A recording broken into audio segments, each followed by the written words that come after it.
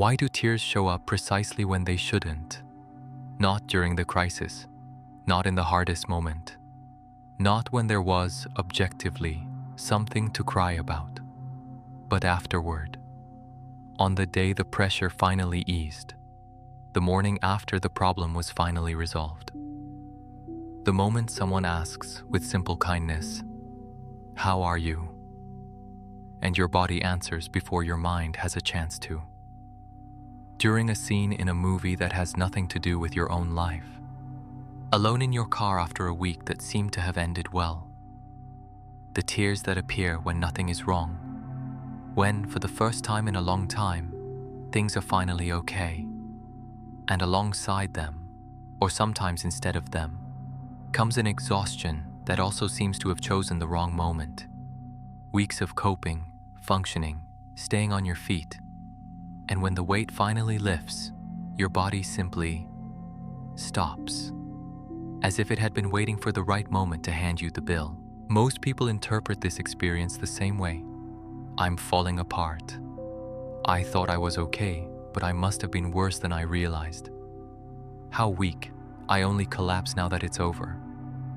But what neuroscience reveals about the nervous system completely reverses that interpretation. The tears that come after the crisis are not a sign of weakness. They are a sign that for the first time in a long while, your system finally feels safe enough to do what it could not do before. Ad Vingerhoets, a researcher at Tilburg University in the Netherlands, is widely regarded as one of the world's leading experts on human crying. Not metaphorically, literally. He has spent decades studying when people cry, why they cry, and what crying actually does. One of the most consistent findings in his research is deeply counterintuitive. Emotional crying rarely happens at the point of greatest difficulty. It happens afterward, or during moments of safety that emerge in the middle of difficult periods. Vingerhoets found that situations involving acute threat, genuine urgency, or active survival suppress crying. A system operating in response mode, evaluating danger, mobilizing resources, making decisions, does not have the conditions necessary for emotional crying, and for good reason. From an evolutionary perspective, crying in the middle of a real threat would be dangerous. Crying signals vulnerability. It attracts attention. It communicates to others that the system is struggling, which, in a genuinely dangerous environment, could be costly information to reveal, so the system suppresses it, not as a conscious decision, as an automatic response from the very same system that mobilizes every available resource to deal with whatever lies ahead. And that suppression works, as long as the threat remains present. The important moment, or rather the revealing one, comes when the threat is finally over, when the environment finally offers the one condition the system needed for everything it had postponed: safety. The moment safety arrives, the signal that had been blocked finally finds an open door. What had been held back now has room to emerge, and the tears that appear are not about the present. They are the nervous system processing a past that, until then, had never been given the conditions it needed to be processed. This explains something that may sound strange, but feels immediately familiar to anyone who has lived through it. Someone who spent months caring for a seriously ill loved one, present, functional, managing everything, and who, on the day the situation finally stabilized and they had a free afternoon, cried for hours without being able to identify a clear reason. They were not crying because of what had happened. They were finally having the afternoon in which what had happened could actually be felt. Or the professional who delivered an impossible project under an impossible deadline, weeks of poor sleep, constant pressure, no space for anything except what had to be done, and who, on the first weekend afterward, found themselves completely drained, unable to do almost anything, with a sense of emptiness that seemed to have no obvious cause. They were not depressed. They were recovering. Or the person who left a painful relationship, who seemed fine during the separation, kept functioning, handled it, only to be overwhelmed months later in a completely unrelated situation by a wave of emotion that felt far too intense for that particular moment. In every one of these cases, what happened was not a collapse. It was the completion of something that had been left unfinished. But why does the body choose the moment of safety to do this? Why not during the difficult period itself, when it would seem more understandable? And what biologically is actually being released when tears arrive like this? The answer goes far beyond metaphors about releasing emotions. It begins with what William Frey discovered within the tears themselves. William Frey was an American biochemist at Ramsey Medical Center in Minnesota who decided to ask a question that seemed obvious, but had rarely been investigated with scientific rigor. What, chemically, is actually inside emotional tears? Tears are produced by different kinds of stimuli. There are reflex tears, the ones that appear when wind hits your eyes, when you cut an onion, or when something touches the surface of your eye. And there are emotional tears, the ones that emerge in response to internal emotional states. Frey collected samples of both types and analyzed them. What he found changed the way many researchers think about crying. Emotional tears have a different chemical composition from reflex tears. They contain significantly higher concentrations of stress-related hormones, particularly ACTH, the adrenocorticotropic hormone that signals the endocrine system to produce cortisol, as well as leucine and enkephalin, a natural opioid produced by the body in response to stress. In simple terms, emotional tears literally carry byproducts of the stress response that the body has been accumulating. Frey's hypothesis, still debated and not yet fully confirmed, but consistent with many clinical observations, is that emotional crying serves, at least in part, an excretory function. During periods of prolonged activation, the body produces more stress hormones than normal metabolic processes can completely eliminate. And when the system finally reaches a point where it can cry, when safety finally arrives, part of that chemical burden finds a pathway out. Not just metaphorically, literally, through tears. If this is correct, and there is enough evidence to make it a plausible model, then the tears that come after a difficult period are not simply an emotional expression. They are also a biological process of elimination. The body releasing, through tears, part of what it accumulated during the time when it could not afford to stop.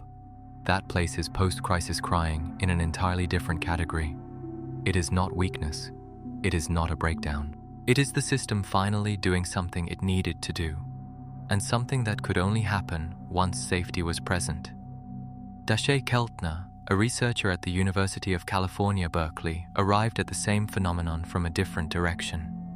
Keltner has spent decades studying the social functions of emotions, especially emotions expressed through visible physical signals, such as crying, laughter, and gestures of comfort. What he documented is that emotional expressions, including crying, serve a primary social function. They communicate something about an internal state to other people.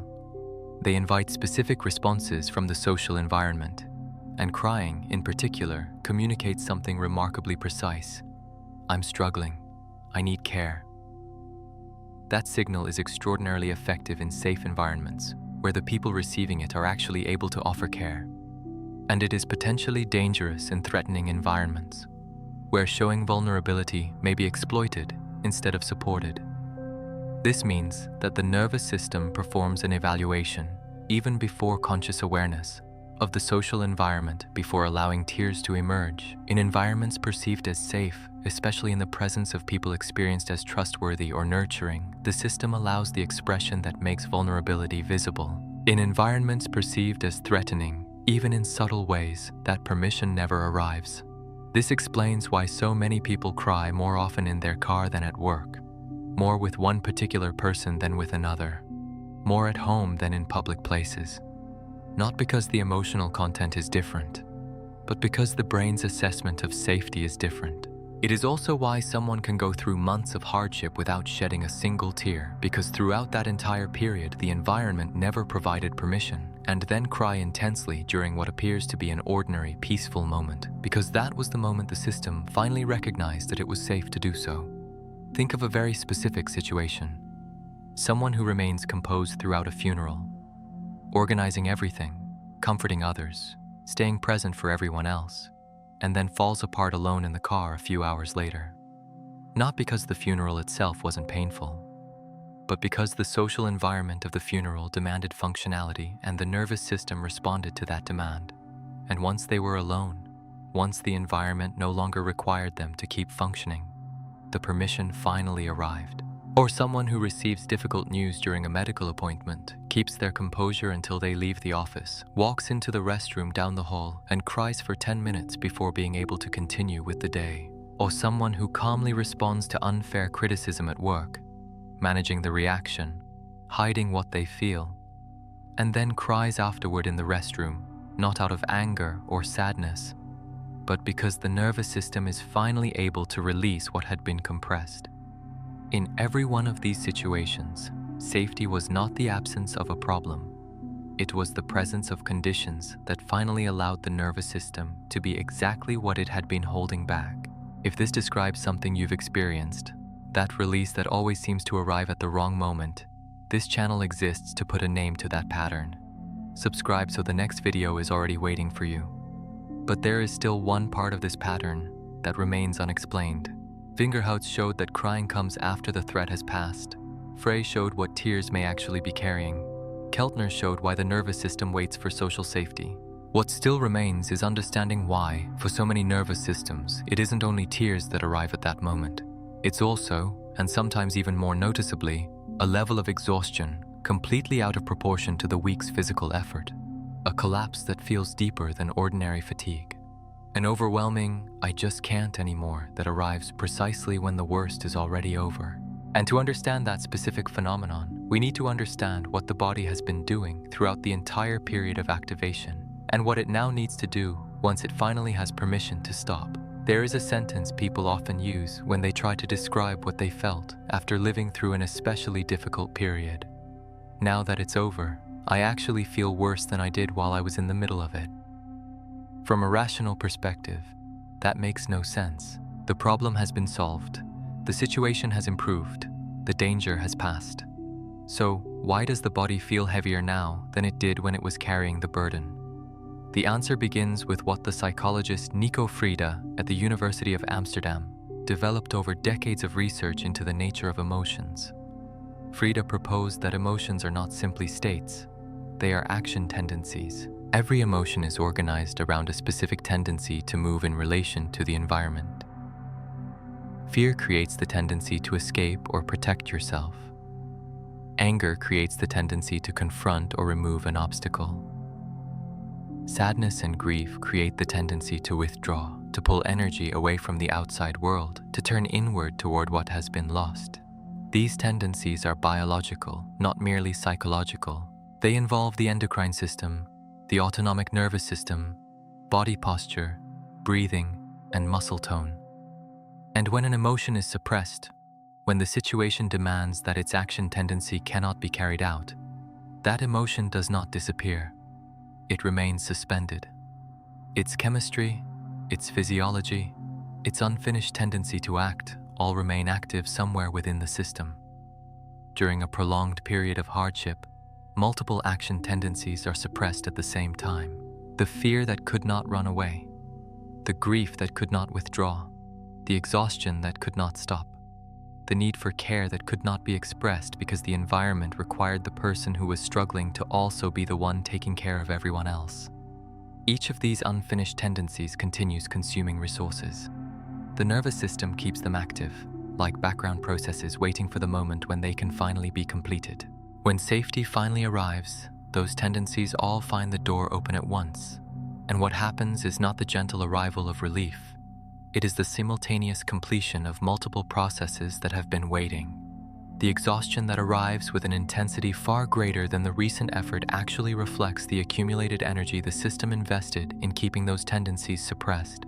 The collapse is the nervous system finally letting go of what it had been holding together only because it had to. Lauren Bylsma, a researcher at the University of Pittsburgh, conducted studies specifically examining the situations in which people cry and the effects that crying produces. What she documented is that the social context is the strongest predictor of a crying episode, even stronger than the intensity of the emotion itself. More specifically, people are far more likely to cry in the presence of someone they perceive as safe and caring than when they are alone or with people they perceive as indifferent or potentially threatening. And Bylsma documented something else. Crying in the presence of someone safe is significantly more likely to improve mood afterward, whereas crying alone often does not produce the same improvement and can sometimes leave a person feeling even worse.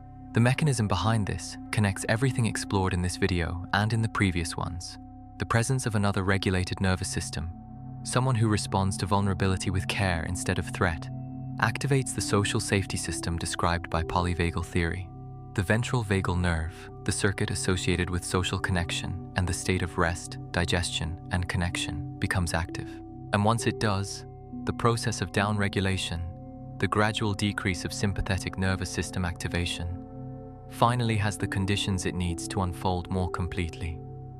In simple terms, crying with a safe person beside you works better than crying alone, because the other person's nervous system acts as an external regulator, helping your own nervous system come down the ladder of activation in a way it could not easily accomplish by itself.